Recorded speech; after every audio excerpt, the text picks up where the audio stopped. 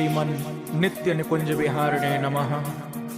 श्री बिहारी बिहारिणी जो जयति, श्री स्वामी हरिदासो विजयते तराम।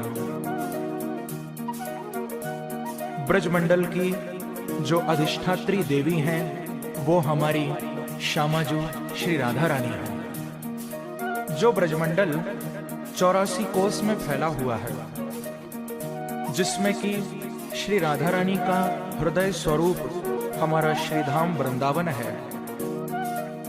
तो आइए मेरे साथ मिलकर युगल छवि का ध्यान करते हुए और श्री राधा नाम का आश्रय लेकर ब्रजमंडल के प्रमुख स्थानों का नाम लेते हुए श्रीधाम वृंदावन से अपनी यात्रा को प्रारंभ करिए।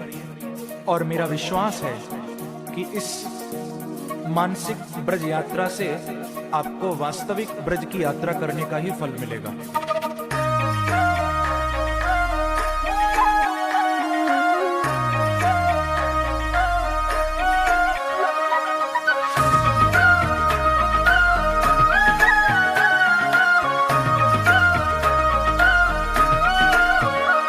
श्री राधे राधे राधे बरसाने वाली राधे,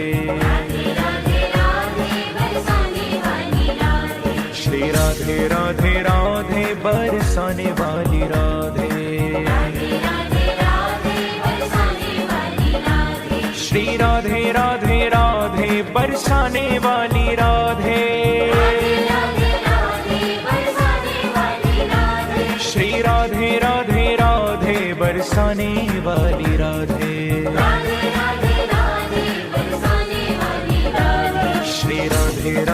राधे बरसाने वाली राधे, श्री राधे राधे राधे बरसाने वाली राधे,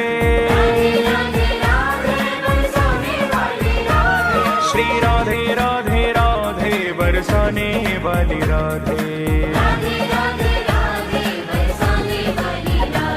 श्री राधे राधे राधे बरसाने वाली राधे।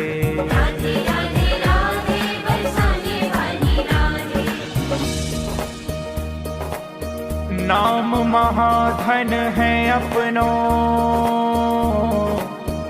नहीं दूसरी संपत्ति और कमानी। छोड़ अटारी अटा जग के, हमको कुटिया ब्रज माही बनानी, हमको कुटिया ब्रज माही बनानी, हमको कुटिया ब्रज माही बनानी। टूक मिले रसिकों के सदा, और पीवन को यमुना जल पानी।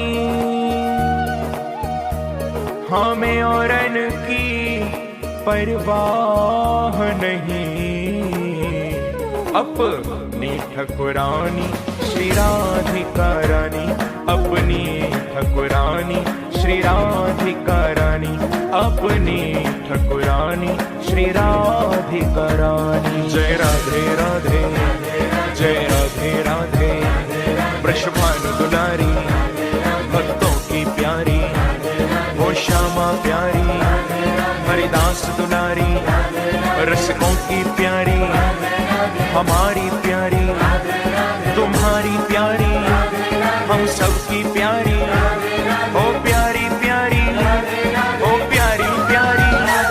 जय राधे राधे, जय राधे राधे, जय राधे राधे, जय राधे राधे। आइए श्रीधाम वृंदावन में प्रवेश करिए। वृंदावन में सुनरक गांव में, काली दह पर, अद्वैत वट में, कान गली में, मान गली में, गुमान गली में, वो कुंज गली में, शिवा कुंज में, प्रेम गली में, श्रृंगार वट पे, चीर घाट पे, केशी घाट पे, और निवन जी में, वंशी वट पे, ज्ञान गोदड़ी राधे राधे बरसाने वाली राधे, श्री राधे राधे राधे बरसाने वाली राधे। दोनों हाथ से ताली की सेवा करते हुए श्री राधे राधे राधे बरसाने वाली राधे, श्री राधे राधे राधे बरसाने वाली राधे, श्री राधे राधे राधे बरसाने वाली राधे, श्री राधे राधे राधे बरसाने वाली राधे, श्री राधे राधे राधे बरसाने वाली राधे, श्री राधे राधे राधे बरसाने वाली Radhe.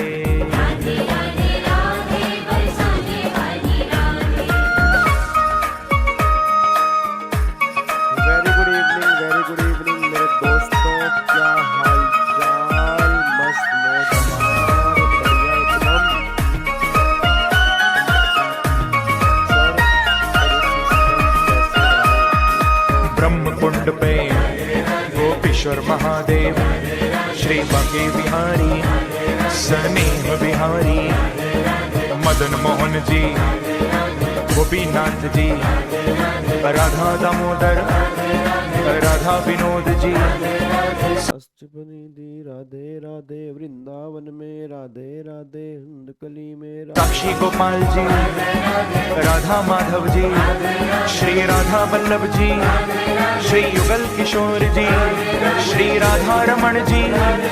Very good evening, very good evening, very good evening दोस्तों, good evening, good evening, good evening Tirath, good evening Harshita, good evening सावन में कहा था आऊंगा, सोने के कंगन लाऊंगा, good evening Aditya, good evening Bansal ji, very good evening. Hello sir, please persistent कैसे रहें? परसिस्टेंट मतलब कंसिस्टेंट कैसे रहें, क्या ये कहना चाह रहे हो क्या है मेरे दोस्त? ओए मेरे दोस्त, क्या कहना चाह रहे हो मेरे दोस्त? मेरे दोस्त क्या कहना चाह रहे हो? राधे राधे, सत श्री अकाल जी, वेरी गुड इवनिंग। चलो अब एक बार सारे बच्चे फटाफट से यहाँ पे आ जाओ जी। आज हमारा फरवरी का है लास्ट दिन। हेलो भाई साहब, आज हमारा फरवरी का है लास्ट दिन। अब तुम्हें पता है फरवरी का है लास्ट दिन, ठीक है? फरवरी हो रही है खत्म, ठीक है? अब फरवरी का लास्ट दिन है, फरवरी अपनी खत्म हो रही है, उसके बाद फिर हमारा मार्च स्टार्ट हो रहा है, फिर होली भी आ रही है। सर जी आवाज थोड़ी सी कम है, आवाज थोड़ी सी कम है, ऐसा है क्या? आवाज थोड़ी सी कम है, तो आवाज थोड़ी सी कम है तो आवाज कैसे बढ़ाया जाए? आवाज थोड़ी सी कम है, वॉइस इज वेरी लो। एक सेकंड रुको यार, फिर voice is very low, voice is very low, voice is very low, voice is very low, कैसे करें फिर आवाज को तेज? वॉइस इज वेरी लो को कैसे सही कर सकते हैं मेरे दोस्तों? Hello hello hello hello hello hello, ज्यादा कम है क्या? है ज्यादा कम है? ज्यादा कम है क्या? हैं सर, आज शनिवार है ना, अभी भी बहुत कम है यार, अभी भी बहुत कम है। यहाँ तो, यहाँ से तो सही है।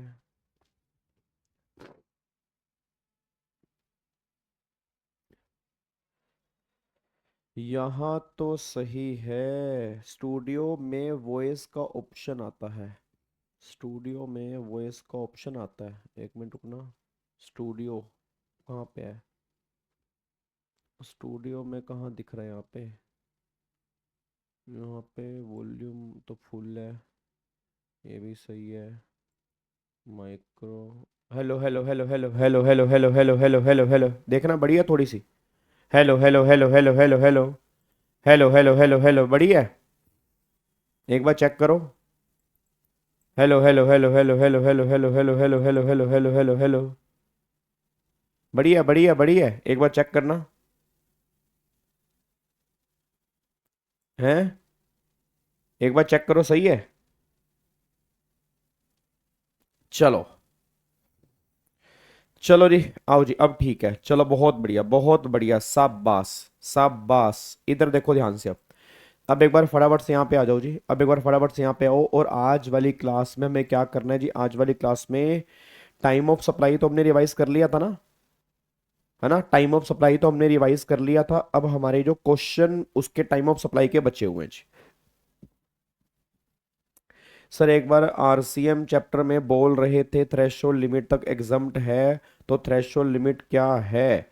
10 लाख, 20 लाख या 40 लाख? थ्रेश आरसीएम के अंदर नहीं बोल रहा था मैं, वो मैं कॉम्पोजिशन स्कीम के अंदर बोल रहा था। आरसीएम के अंदर नहीं, वो तो मैं कॉम्पोजिशन के अंदर बोल रहा था कि थ्रेशोल्ड लिमिट तक तुम्हें कोई कंसेशनल जीएसटी पे नहीं करना। और थ्रेशोल्ड लिमिट जो है वो 10 लाख, 20 लाख और 40 लाख है जी। नहीं, कल क्लास नहीं थी। कल मैं अर्जेंट कहीं फंस गया था, इस चक्कर में कल क्लास में ले नहीं पाया और ना मैं इन्फॉर्म कर पाया। तो फिर मैंने रेगुलर बैच वाले ग्रुप में मैसेज डाल दिया था अपने, बट मैं भूल गया था, मतलब भूल गया मतलब अर्जेंट इतना फंस गया था कि याद ही नहीं रहा। ठीक है सर, क्वेश्चन नंबर 23 में डाउट है। ओके जी, क्वेश्चन नंबर 23 एक बार देख लेंगे। चलो क्वेश्चन नंबर 23 में डाउट है, तो 23 एक बार देख लेंगे। क्वेश्चन नंबर 23 है कौन सा? ये वाला क्वेश्चन नंबर 23 है। चलो, तो क्वेश्चन नंबर 23 में आपको डाउट है, तो ये क्वेश्चन नंबर 23 हो गया जी। ठीक है ना सर? इंटरेस्ट वाला वैल्यू में जोड़ दूं? हाँ जोड़ दो जी, बट जीएसटी एक्सक्लूड करने के बाद जोड़ना जी। इंक्लूसिव ऑफ जीएसटी नहीं जोड़ना, एक्सक्लूड करने के साथ जोड़ना जी। ठीक है सर, कल क्लास होगी, पहले आज क्लास ले ले फिर कल की बात कर लेंगे मेरे बच्चे। ठीक है, पहले फटाफट से आज क्लास, आज वाली क्लास तो कंप्लीट करें, फिर कल की कल देख लेंगे। और क्या, आ जाओ एक बार फटाफट से। चलो इधर देखो ध्यान से। अब एक बार यहाँ पे क्वेश्चन नंबर 1 के ऊपर आओ पहले तो। एक बार क्वेश्चन नंबर 1 यहाँ पे देखो जी। क्वेश्चन नंबर 1, पहली बात तो टाइम ऑफ सप्लाई की सिग्निफिकेंस पूछ रहा है, तो वो तो बिल्कुल बेसिक क्वेश्चन है, थ्योरी क्वेश्चन है, इसमें कोई खास बात है नहीं है। वो कह रहा है टाइम ऑफ सप्लाई की सिग्निफिकेंस क्या होगी। तो भाई टाइम ऑफ सप्लाई की सिग्निफिकेंस ये है कि ये चैप्टर आपको ये बताएगा कि आपकी सप्लाई को प्रोवाइड किया हुआ कब माना जाएगा। मतलब ये पॉइंट ऑफ टैक्सेशन बताएगा, मतलब ये बताएगा कि पेमेंट करने की ड्यू डेट क्या होगी। इसके बेस पे आपको आइडिया लगेगा कि पेमेंट करने की ड्यू डेट क्या होगी। ये सारी बातें हमें यहाँ के थ्रू पता लगेंगी। ठीक है, उसके बाद फिर क्वेश्चन नंबर 1 तो खास किसी काम का है नहीं है। देन फिर यहाँ पे क्वेश्चन नंबर 2 आता है। क्वेश्चन नंबर 2 कहता है GST is payable on advance receive for supply of goods और services taxable under forward charge, do you agree with the statement? Answer is no.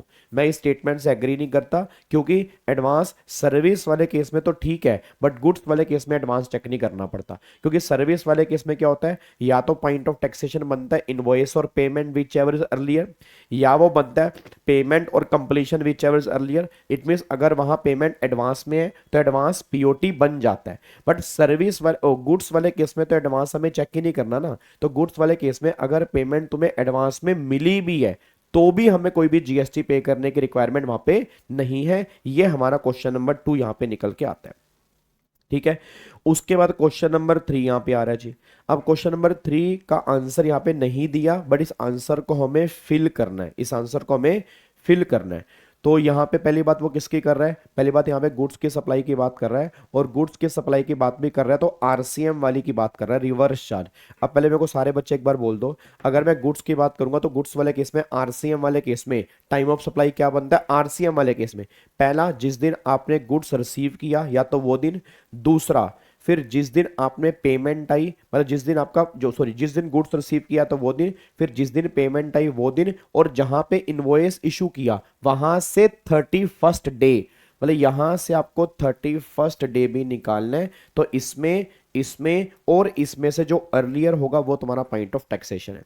अब एक बार यहाँ पे चेक करना, ये 1 जुलाई है, ये 10 अगस्त है, ये 29 जून है। तो ऑब्वियस सी बात है अर्लियर जो बनेगा मेरे ख्याल से आपका 1 जुलाई ही बनेगा। बच्चा कह रहा है सर अर्लियर तो 29 जून है, नहीं ये नहीं देखना, यहाँ से 31st डे देखना है। अब 31st डे तो आई थिंक 28 या 29 जुलाई को ही जाएगा। तो 28 29 जुलाई तो बहुत बाद में होगी। अर्लियर क्या बनेगा 1 जुलाई, तो इसका तो पीओटी बनेगा 1 जुलाई, बस ये पर ध्यान दो जी। अगले वाले पर आओ जी।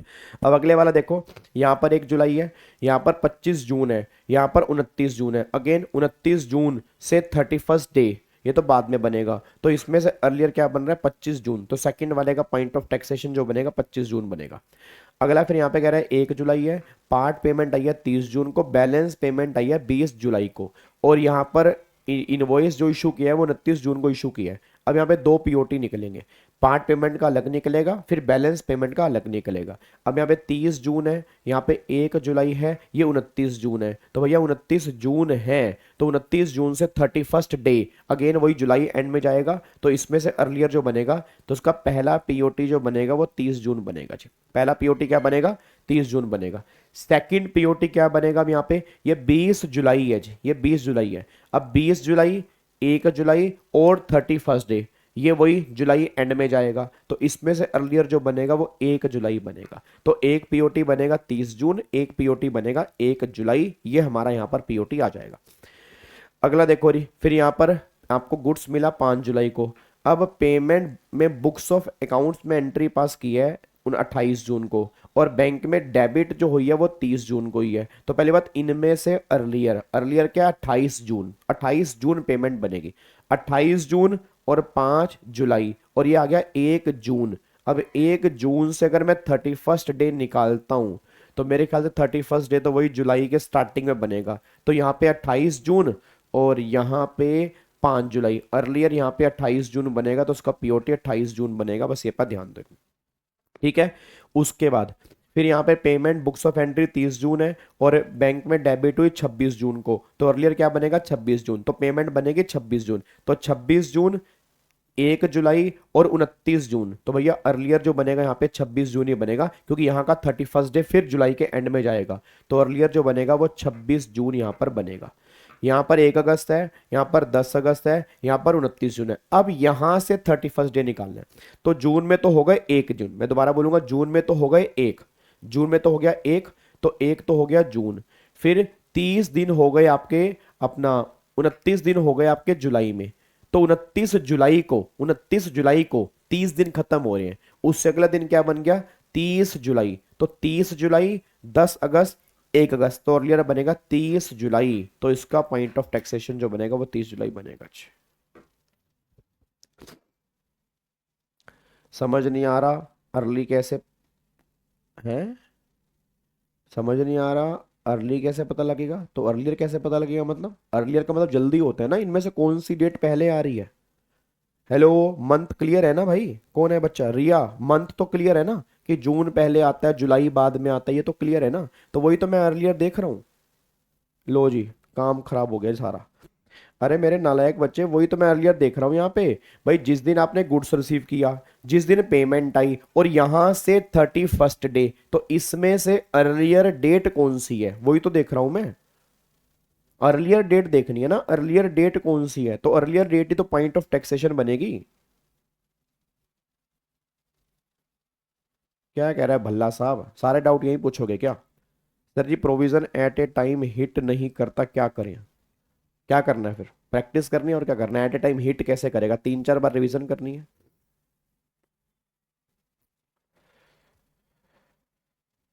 हिट तो करना करेगा, जब 4 5 बार रिवीजन करोगे तो हिट अपने आप करेगा बिल्कुल। नहीं सर, आप आरसीएम में भी बोले थे सर्विस वाले पॉइंट में, लीगल सर्विस उसमें था, एग्जम्प्ट है अदर सर्विस, वो बेटे एग्जम्पशन वाला पॉइंट मैंने बीच में डाला था, वो मैंने एग्जम्पशन वाला पॉइंट डाला था कि अगर एडवोकेट ने बिजनेस एंटिटी को सर्विस दी है और बिजनेस एंटिटी की टर्नओवर थ्रेशोल्ड लिमिट तक होती है, तो उनको दी हुई सर्विस जो होती है वो एग्जम्प्ट होती है, और थ्रेशोल्ड लिमिट वहां पे वही है, सर्विस वाला केस है तो सर्विस वाले केस में लिमिट 20 लाख की होती है। ओके ना, मतलब जिस बच्चे को समझ में नहीं आ रहा था कि अर्लियर मैं कैसे ले रहा हूं, तो अर्लियर क्लियर हो गया ना, अर्लियर समझ में आ रहा है ना। सर एक बार 5वां पॉइंट बताना मेरे बच्चे, 5वां पॉइंट 29 जून और 26 जून, तो इनमें से अर्लियर क्या है 26 जून है, इसको हम क्या बोलेंगे पेमेंट की डेट बोलेंगे, ये पेमेंट की डेट है। तो 26 जून, 1 जुलाई और यहां से 31 डे, तो वो तो जुलाई एंड में पड़ेगा ना, तो जुलाई एंड 26 जून और 1 जुलाई, अर्लियर क्या है 26 जून है जी। अर्लियर हमारा 26 जून बनेगा, लॉक कर दो इसको, पक्का पक्का। चलो अगले पॉइंट पर आओ जी। अब अगला क्वेश्चन जो है वो सर्विस का है जी। अब ये आरसीएम वाला केस है और ये सर्विस वाला केस है। तो आरसीएम वाले में, सर्विस वाले में, यहां पर मैंने कहा था अगर पेमेंट 60 दिन में आ गई तो पेमेंट पीओटी बनेगा, और अगर पेमेंट 60 दिन में नहीं आती तो 61st डे पीओटी बनेगा। मैं दोबारा बोलूंगा, अगर पेमेंट 60 दिन में आ गई तो पेमेंट पीओटी बनेगा, अगर पेमेंट 60 दिन में नहीं आती तो 61st डे पीओटी बनेगा। बट वो तब अगर सप्लायर इनवॉइस इशू करे, और अगर क्वेश्चन में कुछ नहीं कहा, हम ये मान के चलेंगे सप्लायर ने ही इनवॉइस इशू किया, बस ये पर ध्यान दो जी। अब एक बार सारे बच्चे यहाँ पे आना। तो यहाँ पर इनवॉइस इशू किया 29 जून को, ठीक है, और यहाँ पर पेमेंट जो आई है वो आई है 10 अगस्त को। तो 29 जून, 29 जुलाई और 29 अगस्त, तो पेमेंट आई 10 अगस्त। तो पेमेंट 60 दिन के अंदर है, तो अगर पेमेंट 60 दिन के अंदर है तो पेमेंट ही पीओटी बनेगा। तो पहले का पीओटी बनेगा 10 अगस्त जी, पहले का पीओटी बनेगा 10 अगस्त। सर नहीं समझ आ रहा, तो भाई फिर बता मैं क्या करूं यार, क्या समझ नहीं आ रहा मेरे को, ये तो बताओ ना। प्रोविजन आपने पढ़े हैं पहले, मेरे को ये बताओ, या पहली बार पढ़ रहे हो? देखो पहली बार जीएसटी पढ़ रहे हो फिर यार मैं आपसे कमिटमेंट नहीं कर सकता, देखो यार, क्योंकि आप समझो मेरी बात को यार। मतलब 20 लेक्चर के अंदर कैसे पूरा प्रोविजन प्लस क्वेश्चन आप कर सकते हो? मेरी भी थोड़ी सी बाउंडेशन है ना मेरे बाबू। अब रिवीजन क्लास के अंदर बताओ रेगुलर लेक्चर कैसे डालूं? क्या समझ नहीं आ रहा आपको? या तो ये बताओ कि सर क्या पॉइंट समझ नहीं आ रहा, ठीक है ना, या तो ये बताओ कि क्या समझ नहीं आ रहा। भाई प्रोविजन समझ नहीं आ रहा तो प्रोविजन के लिए पिछली क्लास देखो। क्वेश्चन समझ नहीं आ रहा तो क्वेश्चन में अर्लियर का मतलब होता है जो डेट अर्लियर आ रही है। तो डेट तो सिंपल सी बात है, अब डेट तो देखनी पड़ेगी ना कौन सी अर्लियर आ रही है। तो जो अर्लियर डेट आ रही है उसी के बेस पे पॉइंट ऑफ टैक्सेशन आ रहा है। या तो बताओ कि सर ये पॉइंट मेरे को समझ में नहीं आ रहा, उस पॉइंट को फिर मैं समझाने की कोशिश करता हूं।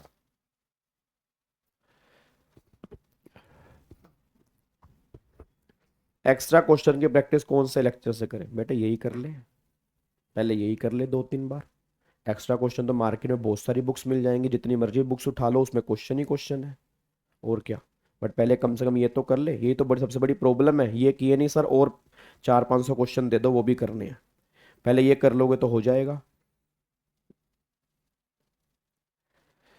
जिसको भी डाउट है ना, या तो साथ साथ लिख दो कि ये पॉइंट में डाउट आ रहा है। जिसको भी डाउट है साथ साथ लिख दो कि सर ये पॉइंट समझ में नहीं आ रहा, तभी फिर मैं डाउट क्लियर कर पाऊंगा। ठीक है, कि क्या पॉइंट आपको समझ में नहीं आ रहा वो मेरे को बता दो जी। 31st डे वाला पॉइंट समझ नहीं आ रहा ना, तो मेरे बच्चे यहां से 31st डे तो निकालोगे ना आप। ये तो याद है ना कि इनवॉइस से 31st डे निकालते हैं, तो इनवॉइस से 31st डे कैसे निकालोगे? ये इनवॉइस की डेट है, तो यहां से 31st डे। अब ये 29 जून है, तो 30 का महीना होता है जून का, तो एक दिन तो जून में हो गया। फिर 29 दिन जुलाई में हो गए, तो ये 30 दिन हो गए ना, ये 30 दिन हो गए। तो 29 जुलाई को 30 दिन खत्म हो रहे हैं, तो मतलब 30 जुलाई जो बनेगा वो 31st डे बनेगा जी। तो हमें यहां से 31st डे निकालना है। सर्विस वाले केस में 61st डे होता है, सर गुड्स वाले केस में 31st डे है जी।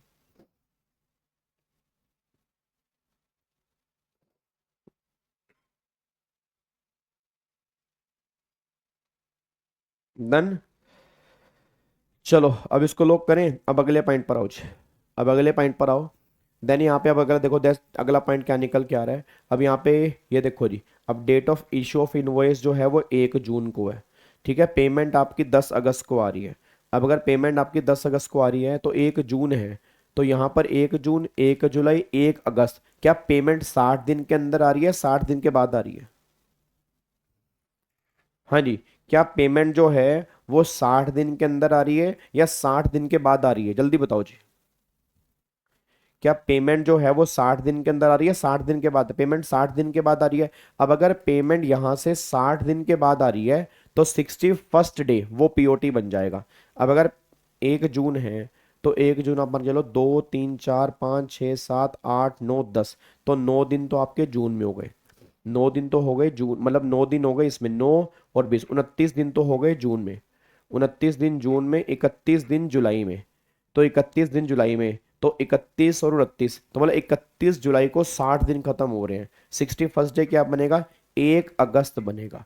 तो 1 अगस्त मेरा 61st डे बनेगा, तो 1 अगस्त जो है वो मेरा पॉइंट ऑफ टैक्सेशन आ जाएगा, बस ये पर ध्यान दो जी। ठीक है ना, 1 अगस्त जो है वो मेरा पॉइंट ऑफ टैक्सेशन है, क्योंकि 61st डे जो बनेगा वो 1 अगस्त बनेगा जी। ठीक है जी। अब अगले पॉइंट पर आओ जी। अब वो कह रहा है अपना इनवॉइस इशू किया 29 जून को, पार्ट पेमेंट आई है 30 जून को और बैलेंस पेमेंट आई है 1 सितंबर को। अब मेरा पूरी क्लास से क्वेश्चन है, अब अगर 29 जून यहाँ पे है तो 29 जून पार्ट पेमेंट आई 30 जून, तो पेमेंट 60 दिन के अंदर है। तो अगर पेमेंट 60 दिन के अंदर है तो पार्ट पेमेंट का पीओटी बनेगा 30 जून जी। पार्ट पेमेंट का पीओटी बनेगा 30 जून। ये बात क्लियर है? 29 कैसे आए? एक दिन तो ये रहा, तो एक दिन तो ये रहा ना, तो एक से अगला दिन, एक से अगले से काउंट करोगे ना, तो जून में 30 दिन होते हैं, तो एक दिन तो ये रहा जी। तो 29 दिन तो बैलेंस जून में बचे ना, तो जून में 29 दिन बच गए, 31 दिन जुलाई में हो गए। तो 31 जुलाई को मेरे 60 दिन खत्म हो रहे हैं, उससे अगला दिन जो हो गया 1 अगस्त हो गया जी।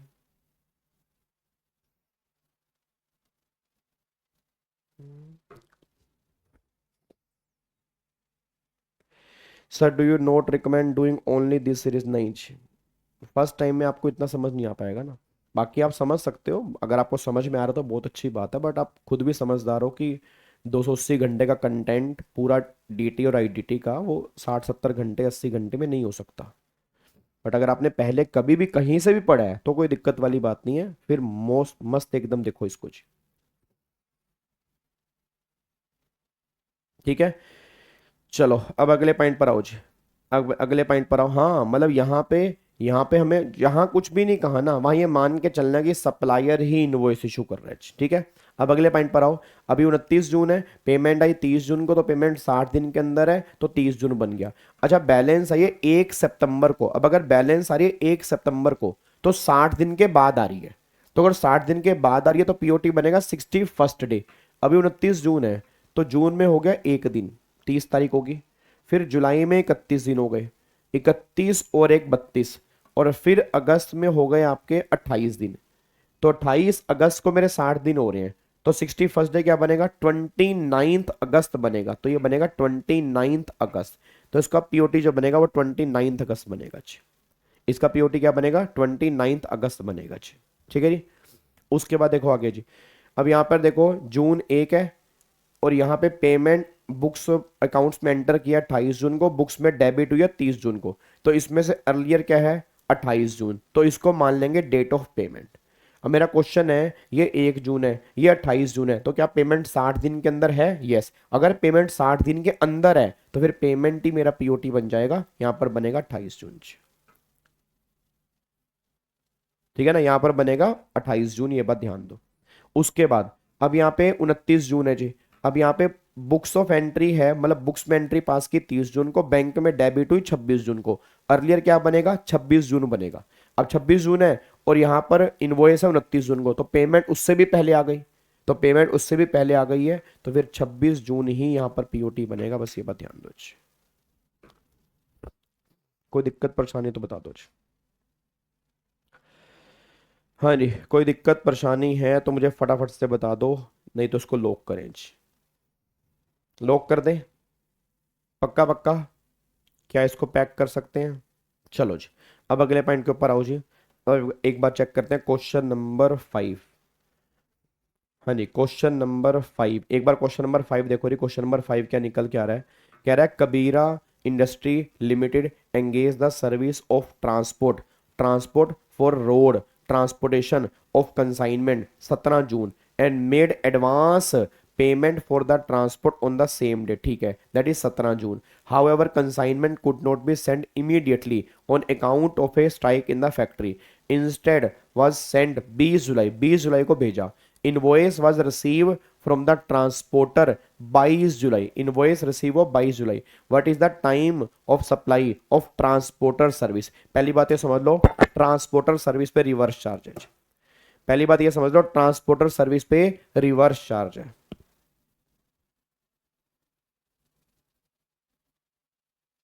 ठीक है ना, पहली बात ये समझ लो, ट्रांसपोर्टर सर्विस पे रिवर्स चार्ज है। अब अगर ट्रांसपोर्टर सर्विस पे रिवर्स चार्ज है तो रिवर्स चार्ज वाले केस में पीओटी क्या निकल के आता है? रिवर्स चार्ज में पीओटी आता है इनवॉइस की 60 दिन के अंदर पेमेंट आ गई तो पेमेंट पीओटी है, अगर 60 दिन में नहीं आई तो 61st डे पीओटी है। अब मेरे को सारे बच्चे बोल दो यहाँ पर जी। अब यहाँ पर आपका जो पॉइंट निकल के आ रहा है, यहाँ पर 17 जून ट्रांसपोर्ट जो कंसाइनमेंट आया 17 जून को आया, एडवांस पेमेंट आई 17 जून को, और इसका जो इनवॉइस है वो कब रिसीव हुआ 22 जुलाई। भाई साहब इनवॉइस 22 जुलाई है और पेमेंट 17 जून है, तो पेमेंट पहले है ना। पेमेंट 60 दिन के अंदर, क्या पेमेंट तो उससे भी पहले है, पेमेंट 17 जून को है, तो पॉइंट ऑफ टैक्सेशन जो बनेगा वो 17 जून बनेगा, क्योंकि पेमेंट यहां पर पहले है। अब अच्छा कह रहे हैं सर कैसे पता लगेगा, ट्रांसपोर्टेशन की सर्विस जो है वो रिवर्स चार्ज में है। तो भैया ट्रांसपोर्टेशन की सर्विस जो रिवर्स चार्ज में है उसी के बेस पे ही यहां पर मैं 13(3) लगा रहा हूं जी। ठीक है ना, उसी के बेस पे ही यहां पर मैं 13(3) जो है वो एप्लीकेबल कर रहा हूं, बस ये पर ध्यान दो जी, क्योंकि 13(3) जो है वो रिवर्स चार्ज वाले केस में एप्लीकेबल होता है, ये पर ध्यान दो जी। ठीक है, चलो अब अगले पॉइंट पर आओ जी। नेक्स्ट पॉइंट देखो, Raju private limited receive the order and advance payment of 5 January, ठीक है, for carrying out an architectural design job.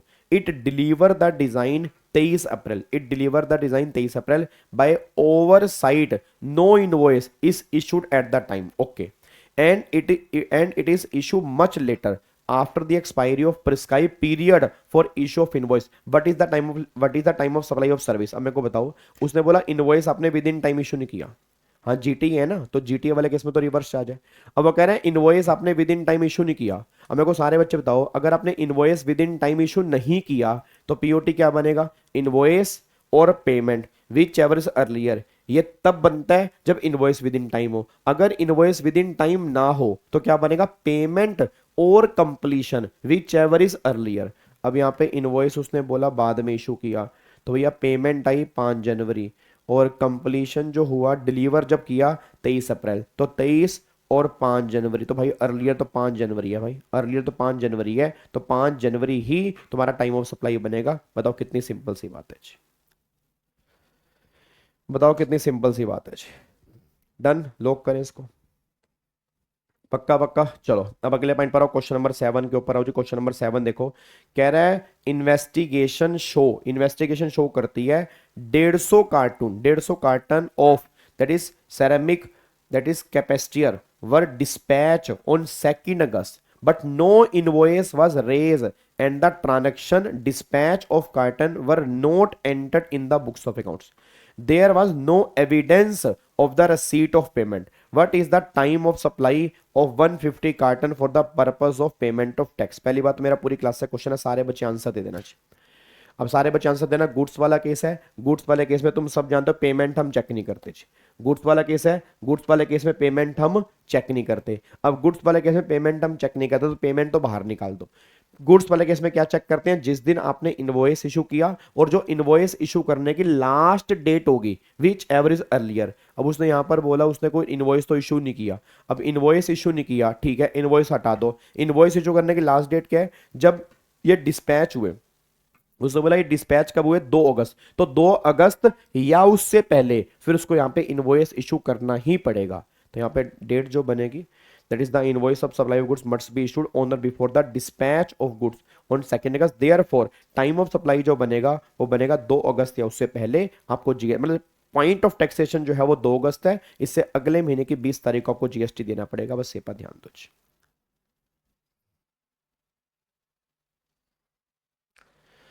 सारे क्वेश्चन लिख के नहीं देखने। अगर 47 क्वेश्चन है तो 47 में से अगर आप 10 भी लिख के देख लोगे बहुत बड़ी बात है। ठीक है ना, सारे क्वेश्चन लिख के क्या करोगे, मतलब 10 क्वेश्चन, कोई भी 10 क्वेश्चन जो तुम्हें लग रहे हो, बस तुम्हें आइडिया होना चाहिए कि पेपर में लिखना कैसे है और एक क्वेश्चन कंप्लीट होने में कितना टाइम लग रहा है, बस ये देखना जरूरी है। ठीक है, अब यहाँ पे आओ क्वेश्चन नंबर 8 के ऊपर आओ जी। क्वेश्चन नंबर 8 देखो यहाँ पर क्या कह रहा है। क्वेश्चन नंबर 8 है an order is place on Ram and company 18 August for supply of a consignment of customized shoes. Ram and company get the consignment ready and inform the customer and issue the invoice 2 December. invoice issue किया 2 दिसंबर। order place कब किया 18 अगस्त को। invoice issue किया 2 दिसंबर को। customer collect the consignment from the premises 7 दिसंबर। हाँ जी 7 दिसंबर, ठीक है, मतलब मूवमेंट इन्वॉल्व नहीं करता। अब अगर मूवमेंट इन्वॉल्व नहीं करता तो फिर क्या होगा, जिस दिन आपने इनवॉइस इशू किया और जिस दिन आपने डिलीवरी कब लिया 7 दिसंबर, इसमें से earlier. Electronically transfer the payment, payment हम चेक ही नहीं करते, पेमेंट हमारे किसी काम की होती नहीं गुड्स वाले केस में। तो 2 और 7 अर्लियर क्या बनेगा 2 तारीख, तो 2 तारीख के उससे पहले आपका टाइम ऑफ सप्लाई निकल के आएगा, बस ये पर ध्यान दो। 2 तारीख है उससे पहले। क्वेश्चन नंबर 7 सर एक बार दोबारा क्लियर कर दो मेरे बच्चे। क्वेश्चन नंबर 7 में वो ये बात कह रहा है कि 150 कार्टिन ऐसे हैं जो इन्वेस्टिगेशन में पाए गए, जिसकी जो डिस्पैचिंग है वो ही 2 अगस्त को, उसका इनवॉइस भी इशू नहीं हुआ, उसकी पेमेंट का भी कोई प्रूफ नहीं है। पेमेंट का प्रूफ नहीं है चलेगा, क्योंकि पेमेंट हम चेक नहीं करते। तो टाइम ऑफ सप्लाई क्या बनता है? टाइम ऑफ सप्लाई मैंने कहा था अगर मूवमेंट इन्वॉल्व है तो इनवॉइस और रिमूवल विच एवर अर्लियर, और अगर मूवमेंट इन्वॉल्व नहीं है तो उस केस में फिर क्या बनेगा जी? याद करो, उस केस में फिर हम क्या करते हैं? गुड्स वाले केस में भाई इनवॉइस और last date whichever earlier ही करते हैं ना। जब यहाँ पे इनवॉइस इशू नहीं है तो यहाँ पे डेट ऑफ डिस्पैच जो है तो वही तो फिर मेरा पॉइंट ऑफ टैक्सेशन बनेगा ना, क्योंकि ना तो पेमेंट है, पेमेंट हम वैसे भी चेक नहीं करते, इनवॉइस यहाँ पे दी नहीं हुई, तो एक ही डेट हमारी यहाँ पे दी है, तो ये हमारा पॉइंट ऑफ टैक्सेशन बनेगा जी। ठीक है, क्वेश्चन नंबर 9 को क्रॉस कर देना जी। क्वेश्चन नंबर 9 अब यहाँ से डिलीट कर दो, ये वाउचर वाले केस में है। अब वाउचर वाला केस एप्लीकेबल नहीं है क्योंकि अब ये ओमिट हो चुका है, अब ये ओमिट हो चुका है, यहाँ से हटा सकते हो। अब क्वेश्चन नंबर 10 के ऊपर आओ। क्वेश्चन नंबर 10 क्या है? कह रहा है firm of advocate issue invoice for service of ABC limited 17 फरवरी को। ठीक है जी। The payment is contested by ABC Limited on the ground that accounts of negligence of the firm. The company cases was dismissed by the court for non-appearance, which necessitates further appearance for which the firm is billing the company. The dispute drag on and finally payment is made on 3rd November. Identify the time of supply. ओ भाई साहब, यार एक बात मेरे को बताओ, मेरा पूरी क्लास से क्वेश्चन है, अब ये तुम्हें नहीं लग रहा लीगल सर्विस जो है वो आरसीएम वाले केस में कवरेज? सोच के बताओ, लीगल सर्विस जो है क्या तुम्हें नहीं लग रहा वो आरसीएम वाले केस में कवर है? एडवोकेट की सर्विस जो होती है वो आरसीएम में कवर है, तो एडवोकेट की सर्विस अगर आरसीएम में कवर है तो पॉइंट ऑफ टैक्सेशन क्या होगा बताओ? बोलो पॉइंट ऑफ टैक्सेशन क्या होगा? इनवॉइस के पेमेंट 60 दिन में आ गई तो पेमेंट पीओटी है, नहीं तो 61st डे। अब यहाँ पर इनवॉइस कब इशू की है जी? यहाँ पर इनवॉइस 17 फरवरी, पेमेंट आई 3 नवंबर, तो भाई साहब पेमेंट 60 दिन के बाद आई है। अब अगर पेमेंट 60 दिन के बाद आई है तो 61st डे तुम्हारा पीओटी बनेगा। अब 17 फरवरी है तो 18, 19, 20, 3 दिन तो ये हो गए, 8 दिन फरवरी की ओर, तो 8 और 3 11, तो 11 दिन तो हो गए फरवरी में। फिर मार्च में हो गए 31, ठीक है, मार्च में हो गए 31, और अप्रैल में कितने दिन होंगे जी? अब 31 और 11, 31 और 11 ये हो गए 42, तो अप्रैल में हो गए 18 दिन, तो आई थिंक ये हो गए 60, तो 18 अप्रैल, तो 18 अप्रैल से अगला दिन जो होगा दैट इज 19 अप्रैल, तो पॉइंट ऑफ टैक्सेशन जो बनेगा वो 19 अप्रैल बनेगा। अब बताओ क्या मुश्किल है? मुश्किल बस एक चीज है, इसको लिखना, और वो तभी हो पाएगा जब लिखने की प्रैक्टिस करेंगे। आपको मैं होमवर्क इसलिए नहीं दे रहा कि तुम क्वेश्चन सोल्व करो, मैं होमवर्क इसलिए दे रहा हूं कि इसमें से कम 10 क्वेश्चन लिखो, कम से कम 10 क्वेश्चन लिखो। ठीक है ना? होमवर्क का मतलब ये नहीं है कि तुम कैलकुलेटर उठाओ और ऑडिट करो और काम खत्म हो गया। होमवर्क का मतलब ये होता है कि घर में आधा घंटा लिखने की प्रैक्टिस करो, ताकि चाहे देख के लिखो या कैसे भी करके लिखो, लिखना इज मोर इंपॉर्टेंट। बात समझ में आ रही है? क्योंकि तभी आप आंसर सही निकाल दोगे, बट प्रॉब्लम क्या, जब लिख ही नहीं पाओगे तो आंसर का फायदा क्या है? क्योंकि लिखने के मार्क्स मिलेंगे ना, तो ये मेन देखने वाली बात है।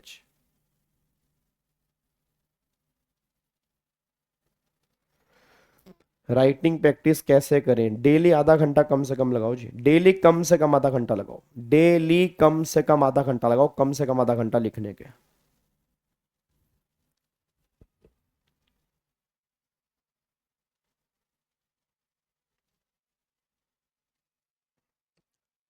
ठीक है, चलो अगले पॉइंट पर आओ जी, क्वेश्चन नंबर 11 के ऊपर आओ।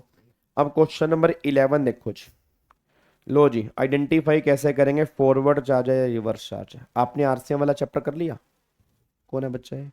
किरण, आपने आरसीएम वाला चैप्टर कर लिया? रिवीजन में तो करवा दिया मैंने, रिवीजन में हो चुका है, कर लिया आरसीएम वाला। तो अगर आरसीएम वाला कर लिया है तो बस बात खत्म होगी ना फिर। अब ये लीगल सर्विस आपने आरसीएम में की थी ना, तो एडवोकेट की सर्विस ऑब्वियस सी बात है आरसीएम है। ठीक है ना? जीटीए की सर्विस आरसीएम है, तो वो तो फाइंड आउट कर ही लेंगे ना, क्योंकि जो हमने आरसीएम पढ़ा अगर वो वाली सर्विस है तो आरसीएम है, नहीं तो फॉरवर्ड चार्ज है। ठीक है, चलो अब एक बार क्वेश्चन नंबर 11 पे आओ जी। अब क्वेश्चन नंबर 11 देखो क्या है। कह रहा है modern security company provide security of testing of electronic device in one case. फिर वगैरह it tested a batch of device 4th and 5th September but could not raise invoice till 29 November. भाई साहब 29 नवंबर तक इनवॉइस रेज नहीं किया because of some dispute about the condition of the device and return the payment made in December. Payment कब हुई? दिसंबर में हुई। What is the method to fix the time of supply of service. मेरा पूरी class से question है। पहली बात, ये सर्विस हमने कहीं आरसीएम में नहीं पढ़ी। ये सर्विस हमने कहीं आरसीएम में नहीं पढ़ी। अगर ये सर्विस हमने आरसीएम में नहीं पढ़ी तो फॉरवर्ड चार्ज में। तो फॉरवर्ड चार्ज में इनवॉइस इशू करने की टाइम लिमिट होती है 30 दिन और बैंकिंग कंपनी वाले केस में 45 दिन के अंदर इनवॉइस हमें इशू करना पड़ेगा। अब मेरा पूरी क्लास से क्वेश्चन है, यहां पर उसने बोला कि आपने जो सर्विस दी है उसका टेस्ट कब कंप्लीट हुआ? 4/5। तो मतलब लास्ट डेट क्या थी? 5। तो 5 तारीख को हमारी सर्विस कंप्लीट हो गई। अब अगर 5 को सर्विस कंप्लीट हुई, इसके 30 दिन में इनवॉइस इशू होना चाहिए। अब वो कह रहा है इनवॉइस जो है 29 नवंबर तक भी इशू नहीं हुआ। तो अगर 29 नवंबर तक भी इशू नहीं हुआ, मतलब 30 दिन में इनवॉइस इशू नहीं हुआ, तो पॉइंट ऑफ टैक्सेशन क्या बनेगा? फिर पेमेंट और completion which ever is earlier. अब कंप्लीशन 5 सितंबर, पेमेंट दिसंबर तक भी नहीं आई, तो अर्लियर क्या है? 5 सितंबर। तो वही हमारा पीओटी बनेगा जी, वही हमारा यहां पर पीओटी बनेगा जी। क्या बात मेरे समझ में आ रही है? तो ये हमारा पॉइंट ऑफ टैक्सेशन बनेगा। आगे देखो जी, अब अगला पॉइंट क्या है जी? अब अगला क्वेश्चन देखो, क्वेश्चन क्या है? अब अगर X Y Z and company a firm of chartered accountant issue invoice for service rendered to mister A 7 September. आपने इनवॉइस इशू जो किया वो किया 7 सितंबर को, ठीक है। Determine the time of supply in the following independent cases. आपको time of supply बताना है। इनवॉइस जो इशू की है, इनवॉइस इशू किया 7 सितंबर को। अब अगर provision of service was completed 1 अगस्त, मतलब सर्विस कंप्लीट हुई 1 अगस्त को।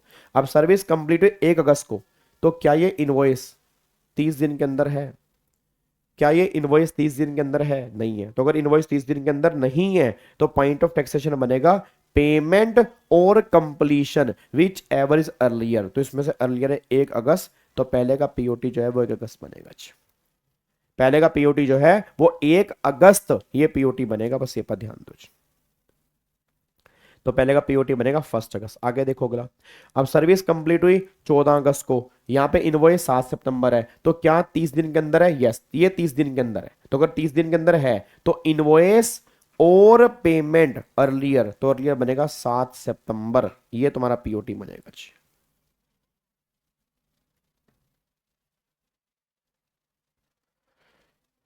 सर लीगल प्रोविजन पहले, फिर एनालिसिस एंड फिर कहाँ? वही मतलब जैसे आप लॉ में करते हो, पहले पहले आपने प्रोविजन लिख दिया, फिर थोड़ा सा क्वेश्चन लिख दिया, क्वेश्चन की लाइन है, फिर लास्ट में कंक्लूजन।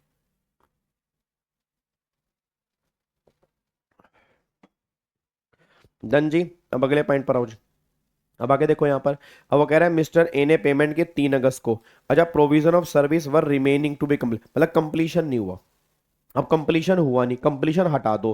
पेमेंट 3 अगस्त को है, इनवॉइस 7 सितंबर को है, अर्लियर क्या है? 3 अगस्त। तो ये तुम्हारा पीओटी बनेगा जी। नोट्स टेलीग्राम पर ही है, टेलीग्राम पर इसका लिंक होगा, नहीं तो जब जीएसटी की रिवीजन क्लास 1 है उसके नीचे आपको लिंक दिया होगा, उस लिंक में सारे नोट्स होंगे जी। आप जब रिवीजन क्लास, फर्स्ट वाली रिवीजन क्लास देखेंगे तो उसके अंदर आपको नोट्स मिल जाएंगे जी सारे, ठीक है। चलो अब अगले पॉइंट पर आओ जी। अब यहाँ पर पेमेंट हुई है 15 सितंबर को और कंप्लीशन नहीं हुआ, तो पेमेंट 15 को है, इनवॉइस 7 तारीख को है, तो 7 और 15 अर्लियर क्या बनेगा? ये बनेगा 7 तारीख, तो यहाँ पर बनेगा 7 सितंबर जी। तो इसका पीओटी जो बनेगा 7, ये इसका आंसर यहाँ पे दिया हुआ है जी। डन, लॉक कर दें? पक्का पक्का। चलो अब अगले पॉइंट पर आओ। क्वेश्चन नंबर 13 देखो, क्वेश्चन नंबर 13 क्या। अब कह रहा है Pranav associate a partnership firm provide recovery agent service to, that is Neutron credit limited, a non banking financial company and registered supplier. मतलब कह रहा है प्रणव एसोसिएट जो है रिकवरी एजेंट की सर्विस दे रही है एनबीएफसी को, तो रिकवरी एजेंट एनबीएफसी को सर्विस दे रही है, दैट इज आरसीएम। तुम सब जानते हो अगर रिकवरी एजेंट बैंक को सर्विस देगा या फाइनेंशियल इंस्टीट्यूशन को देगा या एनबीएफसी को देगा, उस केस में आरसीएम लगता है। तो आरसीएम वाला टाइम ऑफ सप्लाई देखना पड़ेगा। अब यहाँ पे जी उसने सर्विस जो दी है वो दी है 15 जनवरी को, इनवॉइस इशू किया 7 फरवरी को, पेमेंट आई 18 अप्रैल, तो पेमेंट 18 अप्रैल, 7 फरवरी से 18 अप्रैल, पहली बात, who is liable to pay GST, तो लाइबल टू पे जीएसटी कौन होगा, एनबीएफसी। वो कौन होगा जी, एनबीएफसी जो रिसीवर है। टाइम ऑफ सप्लाई क्या बनेगा, अगर पेमेंट 60 दिन में है तो पेमेंट बनेगा, नहीं तो 61st डे बनेगा। ये 7 फरवरी या 18 अप्रैल है, तो 7 फरवरी, 7 मार्च, 7 अप्रैल, तो पेमेंट 60 दिन में नहीं है, तो यहां से 61st डे निकाल लो जी। यहां से आप 61st डे निकालो, तो 7 फरवरी है, तो 8 9 10, 3 और 8, 11 दिन तो हो गए फरवरी में। फिर मार्च में हो गए 31, तो मार्च में हो गए 31, तो 31 और 11, फिर 18 दिन हो गए अप्रैल में, तो 19 अप्रैल तुम्हारा यहाँ पर पीओटी बनना चाहिए। 61st डे जो बनेगा ये आपका 3 4, सॉरी यहाँ पे हो गए 8, 8 दिन हो गए 8, तो 9 अप्रैल जो है, 9 अप्रैल तुम्हारा पीओटी बनना चाहिए। ये तुम्हारा पॉइंट ऑफ टैक्सेशन बनेगा जी, 9 अप्रैल जी।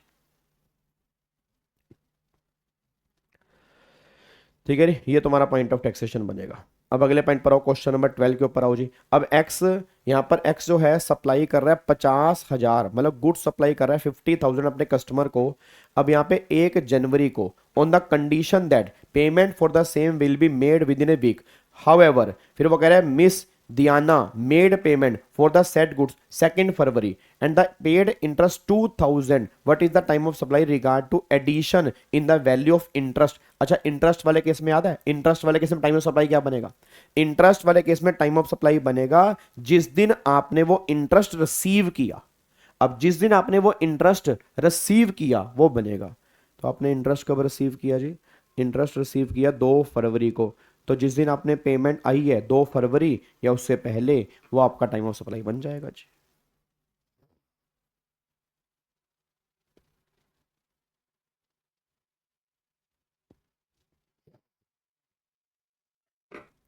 हाँ जी भल्ला साहब, हाँ जी बिल्कुल जी। ठीक है जी, डन, लॉक करें इसको जी। तो यहाँ पे अब अगला क्वेश्चन नंबर 15 देखो जी। अब वो कह रहा है Manish, sorry Mansh and Vansh trading company registered supplier is liable to pay GST under forward charge. Forward charge की बात हो रही है, और फॉरवर्ड चार्ज की बात हो रही है, it has furnish the following information. Goods, goods की बात हो रही है, फॉरवर्ड चार्ज है, गुड्स है, गुड्स सप्लाई हुआ 3 अक्टूबर को, इनवॉइस 5 अक्टूबर। पेमेंट का भाई मैटर नहीं करता, क्योंकि पेमेंट गुड्स वाले केस में चेक ही नहीं करते, तो बस पेमेंट मैटर ही नहीं करता। तो गुड्स सप्लाइड 3 अक्टूबर, इनवॉइस 5, तो 5 और 3 अर्लियर क्या बनेगा, 3 तारीख। तो ये 3 तारीख जो है वो तुम्हारा पॉइंट ऑफ टैक्सेशन बन जाएगा जी। 3 तारीख जो है वो तुम्हारा पॉइंट ऑफ टैक्सेशन यहां पर बन जाएगा। बोलो कोई दिक्कत, कोई परेशानी, कुछ भी अजीब लग रहा तो बता दो जी, जल्दी बताओ जी। कुछ भी अजीब लग रहा हो तो आप मेरे को फटाफट से बता दो। क्या लोग कर सकते हैं इसको जी, ठीक है। अब अगले पॉइंट पर आओ जी। अब अगला क्वेश्चन नंबर 16 है, ये गुड्स की बात कर रहा है, और यहां पे लिखा है time of supply involve movement, मतलब मूवमेंट इन्वॉल्व है। पहले मेरे को सारे बच्चे बोल दो, अगर मूवमेंट इन्वॉल्व है तो टाइम ऑफ सप्लाई क्या बनेगा, डेट ऑफ इनवॉइस और date of removal whichever is earlier. मैं दोबारा बोलूंगा, अगर मूवमेंट इन्वॉल्व है तो डेट ऑफ इनवॉइस और date of removal whichever is earlier. बाकी डेट मेरे काम की नहीं है, बाकी डेट मेरे काम की नहीं है। अब मेरे को सारे बच्चे बोल दो, मूवमेंट इन्वॉल्व है, तो अगर मूवमेंट इन्वॉल्व है तो इनवॉइस देखना है, रिमूवल देखनी है। ये डेट हमारे किसी भी काम की नहीं है, ये डेट हमारे काम की है ही नहीं है। तो पॉइंट ऑफ टैक्सेशन क्या बनेगा, यहाँ पे इनवॉइस और सॉरी इनवॉइस 2 और रिमूवल 1, तो अर्लियर 1 अक्टूबर है, इसका पीओटी 1 अक्टूबर बनेगा। फिर यहाँ पर 1 अक्टूबर है, ये 3 अक्टूबर है, अर्लियर क्या है 1 अक्टूबर, पीओटी ये बनेगा। ये 4 नवंबर है, ये भी 4 नवंबर है, तो पीओटी कोई भी बना लो कोई फर्क नहीं पड़ता, 4 नवंबर ही पीओटी बनेगा। तो ये बेसिक सी बात यहाँ पे आ रही है, ठीक है। अगला भी मूवमेंट इन्वॉल्व है, तो अगला भी मूवमेंट इन्वॉल्व है, तो इनवॉइस ये रहा, इनवॉइस ड्यू डेट ये रही। ड्यू डेट का मतलब डेट ऑफ रिमूवल, तो अगेन ये मेरे किसी काम का है नहीं, पेमेंट हमें चेक ही नहीं करनी। तो इसमें से अर्लियर 10 नवंबर, इसमें से अर्लियर 18 नवंबर, तो यहां पर ये पीओटी बनेगा और यहां पर ये पीओटी बनेगा, बस ये पर ध्यान दो। नहीं नहीं नहीं, ना तुम्हें कोई नोटिफिकेशन नंबर लिखने की रिक्वायरमेंट है, ना तुम्हें सेक्शन नंबर लिखने की रिक्वायरमेंट है। इंस्टीट्यूट ना तुमसे उम्मीद करता नोटिफिकेशन की, ना तुमसे उम्मीद करता सेक्शन नंबर की, तो उसकी आप टेंशन छोड़ सकते हो जी। क्या बात समझ में आ रही है जी, क्या आपकी बात समझ में आ रही है।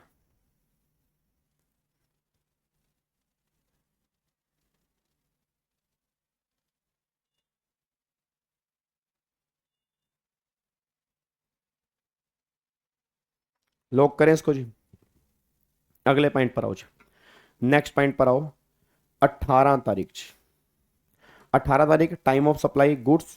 अब यहां पे देखो री, अब goods supply does not involve movement, supply does not involve मतलब सप्लाई में मूवमेंट इन्वॉल्व नहीं कर रहा। अब अगर सप्लाई के अंदर मूवमेंट इन्वॉल्व नहीं कर रहा तो डेट ऑफ इनवॉइस और डेट ऑफ डिलीवरी, रिमूवल नहीं, date of delivery whichever is earlier. तो ये डेट ऑफ इनवॉइस है, ये डिलीवरी है, तो ये पेमेंट तो हमें चेक ही नहीं करनी। इसमें से अर्लियर ये 2 तारीख बनेगा, ये हो गया जी। फिर इसमें से अर्लियर यहां पर क्या बनेगा 1 तारीख, ये तुम्हारा पॉइंट ऑफ टैक्सेशन हो गया। 4 नवंबर और ये आ गया 6 नवंबर, तो ये 4 नवंबर ये हमारा पॉइंट ऑफ टैक्सेशन बनेगा। बस ये पर ध्यान दो जी। क्या बात समझ में आ रही है जी? बोलो जी, लॉक करें।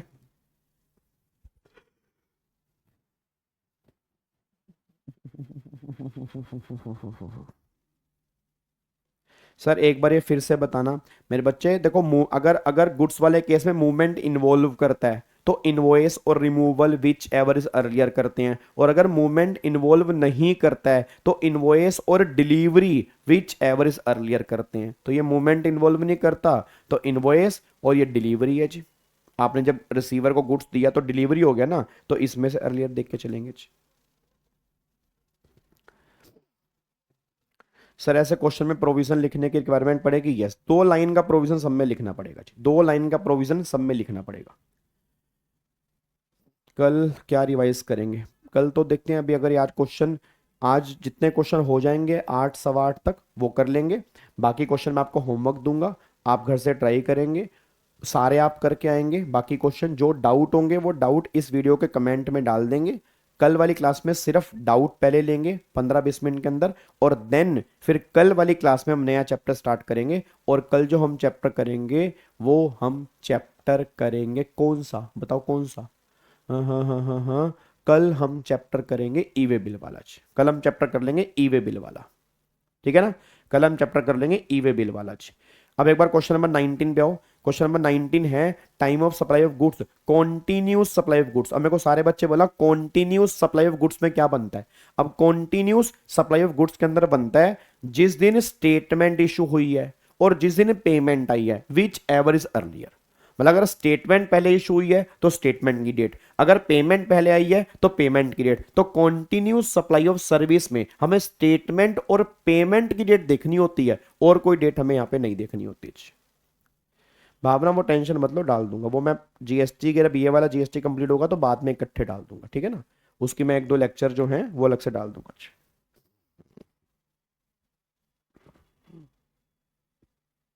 ठीक है जी। अब यहाँ पे देख लो री, तो इसमें से ये डेट तो मेरे काम की है ही नहीं, तो इसमें से ये डेट तो मेरे काम की है ही नहीं जी। तो कंटिन्यूस सप्लाई वाले केस में स्टेटमेंट और पेमेंट, इसमें से अर्लियर क्या है 2 दिसंबर, ये 5 जनवरी, ये 10 फरवरी। अर्लियर क्या है 5 जनवरी, और यहाँ पे 5 फरवरी, और यहाँ पे 1 फरवरी। अर्लियर क्या है 1 फरवरी। तो ये मेरा पॉइंट ऑफ टैक्सेशन बनेगा, बस ये पर ध्यान दो जी। हाँ, तो इनवॉइस और टाइम ऑफ सप्लाई दोनों का सेम है जी, इनवॉइस और टाइम ऑफ सप्लाई दोनों में सेम है, ठीक है जी। अब अगले पॉइंट पर आओ। अगला यहाँ पे आ गया गुड्स वाले केस में रिवर्स चार्ज। अब गुड्स वाले केस में रिवर्स चार्ज तो हमने पहले भी किया था। अब गुड्स वाले केस में, रिवर्स चार्ज वाले केस में क्या होता है? जिस दिन गुड्स रिसीव करेंगे, जिस दिन पेमेंट आएगी, और 31st day which ever is earlier. मैं दोबारा बोलूंगा, जिस दिन गुड्स रिसीव करेंगे, जिस दिन पेमेंट आएगी, और 31st day which ever is earlier. अब गुड्स कब रिसीव करेंगे? यहां पर जी पेमेंट आपकी जो है, पेमेंट पहले इनमें से अर्लियर, तो 10 तारीख मानेंगे पेमेंट। फिर इसमें से अर्लियर यहां पर भी 10 तारीख मानेंगे, इसमें से अर्लियर यहां पर भी 10 तारीख मानेंगे, इसमें से अर्लियर यहां पर मानेंगे 18। अब यहां पर क्या बनेगा जी? यहां पर हो गया 10 तारीख, और यहां पर हो गया 5 तारीख, और यहां से 31st डे। अब 31st डे तुम समझदार हो, 31st डे 1 नवंबर बनेगा जी। अब 1 नवंबर और 5 अक्टूबर और 10 अक्टूबर, अर्लियर क्या है? ऑब्वियस सी बात है, यहां पर 5 अक्टूबर हमारा अर्लियर है, तो ये हमारा पॉइंट ऑफ टैक्सेशन बनेगा जी। बात समझ में आ रही है? तो पहले का क्या बनेगा? पहले का हमारा बनेगा 5 अक्टूबर, क्योंकि 5 अक्टूबर हो गया, 5 अक्टूबर और 10 अक्टूबर, और फिर 1 नवंबर, अर्लियर 5 अक्टूबर है। अगले का देखो री, 10 अक्टूबर 15 अक्टूबर और अगेन 1 नवंबर। अर्लियर क्या बनेगा, अर्लियर बनेगा हमारा यहाँ पर भी 10 अक्टूबर बनेगा जी। अर्लियर क्या बनेगा, 10 अक्टूबर बनेगा, ये हमारा पॉइंट ऑफ टैक्सेशन है। फिर यहाँ पर क्या बनेगा, 10 अक्टूबर, 15 अक्टूबर और 1 अक्टूबर मतलब 1 नवंबर, तो वो अर्लियर क्या बनेगा, अगेन यहाँ पर भी 10 अक्टूबर बनेगा। फिर यहाँ पर 18 नवंबर, ठीक है, और 15 नवंबर और 1 अक्टूबर, तो एक मतलब यहाँ पे 1 नवंबर हो गया, तो 1 नवंबर और यहाँ पर 15 नवंबर और यहाँ पर 18 नवंबर, तो अर्लियर क्या बनेगा, 1 नवंबर, यहाँ पर बनेगा 1 नवंबर।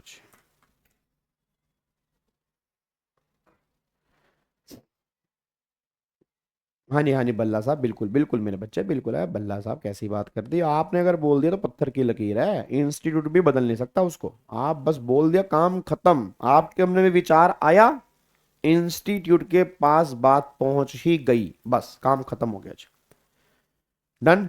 चलो अब अगला केस भी वही आ गया जी। अब अगला केस भी time of supply of goods का है, रिवर्स चार्ज वाला है। अब पहले तो यहाँ पर इनमें से पेमेंट की डेट निकाल लो जी। अब पेमेंट की डेट यहाँ पर क्या बनेगी, 30 जनवरी 1 फरवरी, तो यहाँ पर बनेगी 30 जनवरी जी। यहाँ पर 5 जनवरी 6 जनवरी, पेमेंट की डेट बनेगी 5 जनवरी। और यहाँ पर पेमेंट तो है नहीं है जी, तो पेमेंट नहीं है तो फिर हटाओ यहाँ पर जी। अच्छा अब ये 20 जनवरी है, रिमूवल हमारे किसी काम का है नहीं जी, रिमूवल हमारे किसी काम का है नहीं।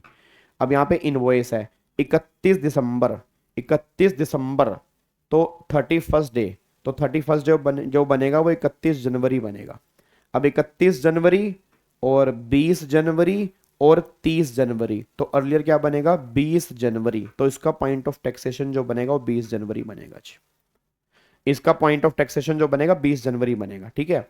अब यहां पर देखो री 31 दिसंबर से वही 31 जनवरी आ गया 31 डे, तो 31 जनवरी, 20 जनवरी और 5 जनवरी, अर्लियर क्या बनेगा, यहां पर बनेगा 5 जनवरी, ये पॉइंट ऑफ टैक्सेशन बनेगा। फिर यहाँ पर 31, यहाँ पे वही 31 जनवरी आ गया जी। अब 31 जनवरी और यहाँ पर आपका बन गया 5 मार्च, पेमेंट तो है ही नहीं तो पेमेंट तो हटा दो, 5 मार्च 31 जनवरी, अर्लियर बनेगा 31 जनवरी, ये हमारा पॉइंट ऑफ टैक्सेशन आएगा जी। क्या है बताओ यार, बच्चों वाले क्वेश्चन है। अब अगर प्रोविजन क्लियर है तो फिर समझ में आ रहा है, नहीं तो फिर मुश्किल है जी, ठीक है। अब अगला question time of supply of service की बात कर रहा है। अब सर्विस वाले केस में क्या चेक करना है, ये एक्चुअल प्रोविजन ऑफ सर्विस, इसको हम क्या बोलेंगे, that is date of completion, ये डेट ऑफ कंप्लीशन है। अब अगर कंप्लीशन से या तो इनवॉइस पहले इशू हो जाए या कंप्लीशन के 30 दिन के अंदर इनवॉइस इशू हो जाए तो हम विद इन टाइम मान लेंगे, और बैंकिंग कंपनी वाले केस में 45 दिन मान लेंगे। अब यहाँ पे एक बार चेक करना सारे बच्चे, देखो रही अब ये डेट ऑफ कंप्लीशन है, तो यहाँ पे 10 नवंबर आ रहा है। अब 10 नवंबर है डेट ऑफ कंप्लीशन ना, तो कंप्लीशन के 30 दिन के अंदर क्या इनवॉइस इशू किया है, ये 10 नवंबर है, ये 30 नवंबर है, तो 30 दिन के अंदर ही है, तो पीओटी बनेगा इनवॉइस और पेमेंट, अर्लियर क्या बनेगा 30 नवंबर, तो ये तुम्हारा पीओटी बनेगा। ठीक है जी सर, क्वेश्चन नंबर 23 एक बार करा दो, थोड़ा डाउट था, मैं नहीं करा रहा, मैं नहीं करा रहा बल्ला जी, मैं नहीं करा रहा, नहीं करा रहा भाई साहब, नहीं करा रहा। अगले पॉइंट पर आओ जी, 10 नवंबर, 10 नवंबर देखो जी, 10 नवंबर ये 30 नवंबर है, तो इनवॉइस 30 दिन के अंदर है। अब इनवॉइस अगर 30 दिन के अंदर है तो पीओटी बनेगा इनवॉइस और पेमेंट, तो अर्लियर क्या बनेगा 15 नवंबर, तो 15 नवंबर हमारा पीओटी बनेगा जी। ठीक है, अब ये 10 नवंबर है और ये 30 नवंबर है, इनवॉइस 30 दिन के अंदर है, तो 30 दिन के अंदर है, तो यहाँ पे दो पीओटी बनेंगे, पार्ट वाला अलग बनेगा जी, ठीक है ना, पार्ट वाला अलग बनेगा और ये बैलेंस पार्ट वाला अलग बनेगा, मतलब ये पार्ट वाला अलग बनेगा, ये अलग बनेगा, तो इनवॉइस और payment which ever is earlier, तो पहले वाले का पीओटी बनेगा 15 नवंबर, फिर 30 नवंबर और 10 दिसंबर, अर्लियर बनेगा 30 नवंबर, तो दूसरे ये पहले का तो ये बनेगा और दूसरे वाले के अंदर बनेगा 30 नवंबर, इसमें दो पीओटी बनेंगे जी। तो पहले का तो बनेगा 15 नवंबर और दूसरे का बनेगा 30 नवंबर, ये बात ध्यान दो जी। ठीक है, अगले पॉइंट पर आओ जी। अब यहाँ पे देखो रही 10 नवंबर और ये 30 नवंबर, वही 30 दिन के अंदर है, तो ये 6 नवंबर है और ये 9 नवंबर है, तो इसमें और इसमें से अर्लियर 6 नवंबर है, तो पहले का तो बनेगा 6 और दूसरे का बनेगा 9, क्योंकि 9 ही अर्लियर आ रहा है, तो दूसरे का यहाँ पर 9 बनेगा, तो पहले का 6 बनेगा, दूसरे का 9 बनेगा। फिर यहाँ पर 10 नवंबर है, यह 30 नवंबर है, इनवॉइस 30 दिन के अंदर है, तो यहाँ पर 6 नवंबर और 16 नवंबर, अगेन अर्लियर दोनों है, यहां पर 6 बनेगा क्योंकि 6 पहले है, यहां पर 16 बनेगा क्योंकि 16 पहले है। डन। अब ये 10 नवंबर है, ये 12 दिसंबर है, तो इनवॉइस 30 दिन में नहीं है, तो अगर नहीं है तो फिर कंप्लीशन और पेमेंट अर्लियर 10 तारीख बनेगा, तो यहां पर बनेगा 10 नवंबर, क्योंकि अर्लियर कंप्लीशन है। फिर ये 10 नवंबर है, ये 12 दिसंबर है, तो ये 30 दिन के अंदर नहीं है, तो 10 नवंबर और 5 नवंबर, तो इसका तो बनेगा 5 नवंबर। फिर 10 नवंबर और 25 दिसंबर, तो अर्लियर 10 नवंबर बनेगा, तो दूसरे वाले का बनेगा 10 नवंबर। ठीक है। अब यहाँ पे देखो, 10 नवंबर है और ये 22 दिसंबर है, तो 30 दिन में नहीं है। अब 30 दिन में नहीं है, तो फिर यहाँ पर देख लो 30 दिन में नहीं है, तो 10 नवंबर और 12 दिसंबर, अर्लियर क्या बनेगा 10 नवंबर, तो उसका पीओटी बनेगा 10 नवंबर। क्या बात बल्ला जी, आपके कहने से दुनिया नहीं चलेगी ना, दुनिया आपके कहने से नहीं चलती। बल्ला जी, दुनिया आपके कहने से नहीं चलती, आपके विचारों से दुनिया कैसे चलेगी बल्ला जी, कैसे चलेगी। आप तो कल कह दोगे इंस्टीट्यूट मेरा पेपर ही ना ले, मेरे को 80 नंबर दे दे। बताओ कैसे चलेगी भल्ला साहब दुनिया, ऐसे नहीं चला करती दुनिया। डन, यहां तक लोग कर दें। चलो अब क्वेश्चन नंबर 23 देख लो जी। अब क्वेश्चन नंबर 23 है, यहां पर ये बात कर रहा है सर्विस की, और सर्विस में देख लेते हैं हम सर्विस वाला किस क्या फंडा आ रहा है जी। अब सर्विस वाले में देख लो जी, यहाँ पर कंप्लीशन ये दे रखा है, अब यहाँ पर इनवॉइस आपने date of issue of invoice ये है, और पेमेंट पहले पेमेंट निकाल लो, पेमेंट क्या है जी। पेमेंट देखो, पेमेंट इसमें से अर्लियर बनेगा पेमेंट ये, इसमें से अर्लियर पेमेंट बनेगा ये वाला, इसमें से पेमेंट अर्लियर जो बनेगा वो बनेगा आपका जी यहाँ पे 28 तारीख। फिर इसमें से अर्लियर जो 30 ही है, यहाँ तो 30 ही बनेगा जी, 30 तो बनेगा, और यहाँ 6 और 8, तो यहाँ बनेगा 6 जी, यहाँ पर बनेगा 6। ठीक है जी। चलो अब अगले पॉइंट पर आओ जी, अगले पॉइंट पर आओ। देखो यहाँ पे, अब ये कंप्लीशन है और ये इनवॉइस है, क्या 30 दिन के अंदर इनवॉइस इशू हो रहा है? बिल्कुल हो रहा है, एक दिन के बाद ही हो रहा है। तो इनवॉइस और पेमेंट अर्लियर क्या बनेगा 21 अक्टूबर और 26 अक्टूबर, तो ये बनेगा 21 अक्टूबर, ये हमारा पीओटी बनेगा जी। ठीक है जी, ये बनेगा 21 अक्टूबर बनेगा। अब यहां पर देखो जी, अब यहां पर 20 अक्टूबर है, ये 30 अक्टूबर है, क्या इनवॉइस विद इन टाइम है? बिल्कुल विद इन टाइम है, तो इनवॉइस और पेमेंट अर्लियर क्या है 22 अक्टूबर, तो यहां पर बनेगा 22 तारीख जी। ठीक है, यहां पर क्या बनेगा 22 तारीख। अब ये 16 नवंबर है, ये 26 दिसंबर है, तो भैया इनवॉइस 30 दिन के अंदर नहीं है, इनवॉइस 30 दिन में नहीं है, तो अगर इनवॉइस 30 दिन में नहीं है तो फिर यहां पर कंप्लीशन 16 नवंबर, ठीक है, और पेमेंट 28 जनवरी, तो भैया 16 नवंबर, तो यहां पर 16 नवंबर बनेगा जी। यहां पर जो बनेगा वो क्या बनेगा 16 नवंबर आपका यहां पर बनेगा, तो यहां पर पीओटी जो बनेगा इस वाले केस में 16 नवंबर, तो यहां पर बनेगा 16 नवंबर, ये पीओटी बनेगा जी। ठीक है जी। अब यहाँ पे एक बार देखो जी, अब ये 1 दिसंबर है, तो 1 दिसंबर है, इनवॉइस है 30 अक्टूबर, तो इनवॉइस तो पहले है, इनवॉइस तो पहले है, तो अगर इनवॉइस पहले है तो इनवॉइस और पेमेंट भी, तो इसका 30 अक्टूबर ही बनेगा जी। अच्छा, 5 लाख की पेमेंट एडवांस में आ गई 30 अक्टूबर, और बैलेंस आई है 6 दिसंबर को, हाँ तो ठीक है ना, तो इसका तो पीओटी 30 अक्टूबर ही बन जाएगा जी। भाई 5 लाख, 5 लाख का तो पीओटी बनेगा 30 अक्टूबर, ये बनेगा 30 अक्टूबर। अब जो बैलेंस की पेमेंट आई है वो 6 दिसंबर आई है, अब यहाँ पे 6 दिसंबर आई है, और यहाँ पर इनवॉइस इशू कर 30, तो 30 और 6, इसमें से अर्लियर क्या बनेगा, तो इसमें से भी अर्लियर वही बन रहा है 30 अक्टूबर ही बन रहा है यार, दोनों का 30 अक्टूबर बनेगा, दोनों का ही 30 अक्टूबर बनेगा, क्योंकि अर्लियर जो है वो 30 अक्टूबर ही आ रहा है, क्योंकि इनवॉइस की डेट ही अर्लियर आ रही है जी।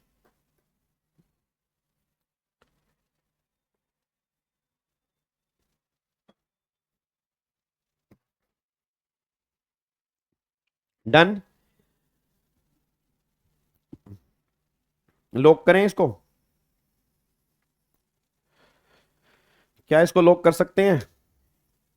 पक्का पक्का। चलो अब अगले पॉइंट पर आओ जी, नेक्स्ट पॉइंट पर आओ जी। अब नेक्स्ट पॉइंट देखो, नेक्स्ट पॉइंट क्या निकल के आ रहा है, टाइम ऑफ सप्लाई बताना है, कॉन्टिन्यूस सप्लाई ऑफ सर्विस। अब कॉन्टिन्यूस सप्लाई ऑफ सर्विस, अब चेक करना वो क्या कह रहा है, कह रहा है for from the following information determine करो time of supply of service. Supply is a continuous supply of service where contract provide the monthly payment up to 15th of the succeeding month. मतलब payment जो करेगा 15 से पहले करेगा। तो मतलब due date जो है वो ये है। तो ड्यू डेट मुझे पता है, यहाँ पे ये ड्यू डेट मुझे दी हुई है।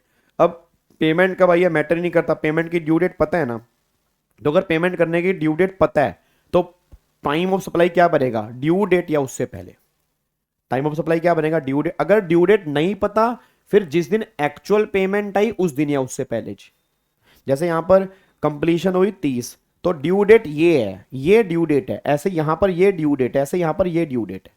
तो इनवॉइस अगर यहां पर है, इससे अगला महीना ये हो गया। इनवॉइस यहां पर, इससे अगला महीना ये हो गया। तो ड्यू डेट हमें पता है। तो इस क्वेश्चन में ना तो ये मेरे काम का है, ना भाई साहब ये मेरे काम का है, क्योंकि मेरा टाइम ऑफ सप्लाई जो बनेगा वो ड्यू डेट बनेगा जी। तो यही मेरा टाइम ऑफ सप्लाई निकल के आएगा जी, क्योंकि ड्यू डेट असर्टेनेबल है।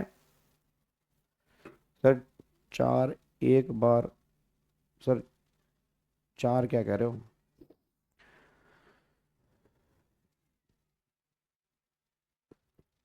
एक्चुअल पेमेंट ड्यू डेट हो तो भाई बात सुनो मेरी, ड्यू डेट अलग होती है, एक्चुअल अलग होती है। हमें ड्यू डेट लेनी है चाहे वो एक्चुअल डेट ही क्यों ना हो, हम ड्यू डेट लेंगे। अगर मुझे ड्यू डेट असर्टेनेबल नहीं है, एक बार डायग्राम चेक करो मैंने क्या लिखवाया था। अगर ड्यू डेट नहीं पता होती तब हम एक्चुअल डेट देखते हैं। जब मुझे ड्यू डेट पता है तो ड्यू डेट लेनी है। इस केस में ड्यू डेट असर्टेनेबल है तो फिर मुझे ड्यू डेट लेनी है। अगर ड्यू डेट नहीं पता होती फिर मैं एक्चुअल डेट लेता जी। ठीक है, तो यहां पर ड्यू डेट जो है वही तुम्हारा पॉइंट ऑफ टैक्सेशन बनेगा जी। अब अगले पॉइंट पर आओ जी। फोर्थ लास्ट वाला बता दो, क्वेश्चन 23 का दो कैसे निकलेंगे। फोर्थ लास्ट वाला तो दो कहाँ, एक ही तो पीओटी है, इसका भी 30 अक्टूबर है, इसका भी 30 अक्टूबर है। दो कैसे निकलेंगे, पीओटी दोनों का 30 अक्टूबर ही तो अर्लियर आ रहा है, तो दोनों का 30 अक्टूबर ही बनेगा। उसने तो पेमेंट की डेट बोली है 6 दिसंबर, तो 6 दिसंबर और 30 अक्टूबर, अर्लियर क्या बनेगा, 30 अक्टूबर ही बनेगा जी।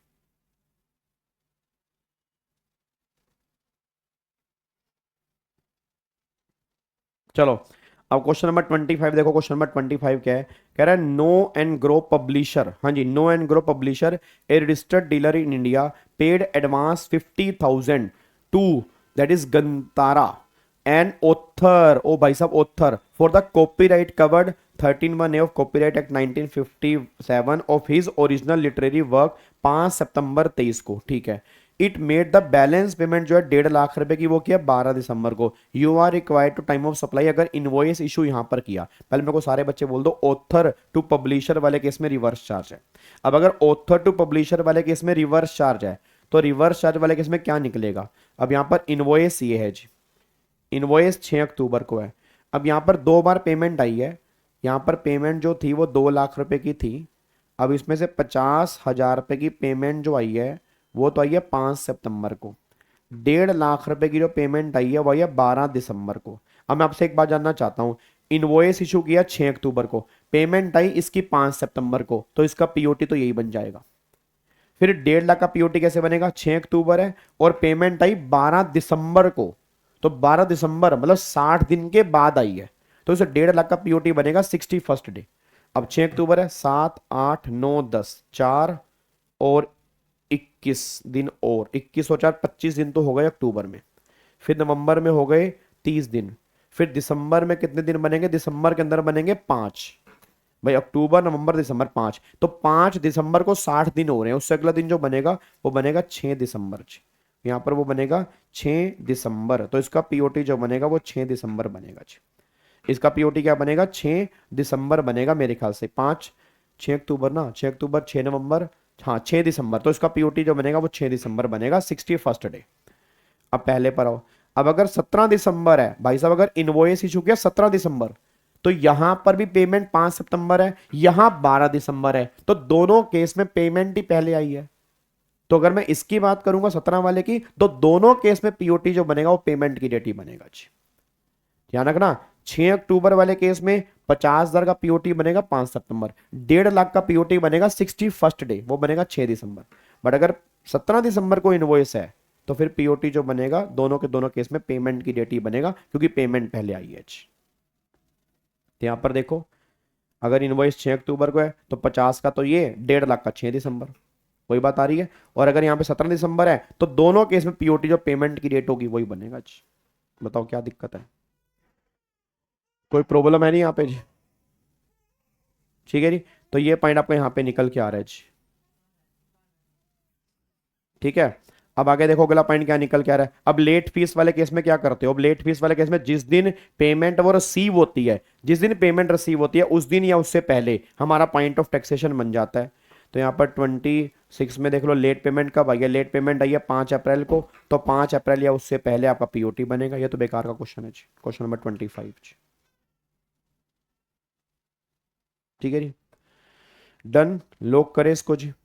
अब यहाँ पे लीगल सर्विस है, अगेन एडवोकेट की सर्विस है, तो एडवोकेट की सर्विस पे तो आरसीएम लगेगा। अब आरसीएम के अंदर वही पेमेंट और 61st day which ever is earlier. तो यहाँ से अब क्वेश्चन नंबर 27 से आप यहाँ पर एक बार इसको ट्राई करके आएंगे। आई थिंक क्वेश्चन नंबर 27, हाँ क्वेश्चन नंबर 27 का आंसर यहाँ पे दिया हुआ है 28, 29। हाँ क्वेश्चन नंबर 27 से एक बार आप ट्राई करके आएंगे, आंसर दिए हुए सबके जी।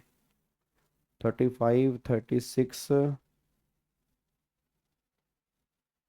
37, 38, 40 का भी आंसर दिया हुआ है, 41 का भी आंसर दिया हुआ है, 42 का भी आंसर दिया हुआ है, 43 का भी आंसर दिया। हाँ बस ठीक है जी,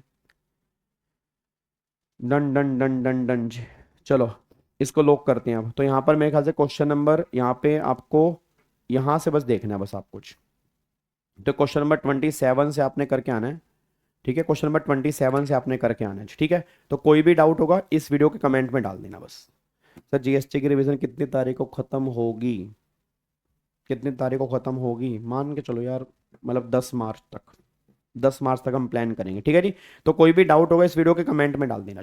कोई भी डाउट होगा इस वीडियो के कमेंट में डाल देना, फिर कल हम ये क्वेश्चन जो भी आपके डाउट होंगे वो देख लेंगे और फिर ई वे बिल वाला चैप्टर कल ही शुरू करेंगे और कल उसके क्वेश्चन भी कर लेंगे। तो कल, अच्छा कल की क्लास जो होगी वो होगी सेम टाइम पर ही होगी, शाम को 7 बजे। ठीक है, चलो ओके जी, bye bye tata, thank you so much, जय हिंद, God bless you, love you all, bye bye, thank you so much.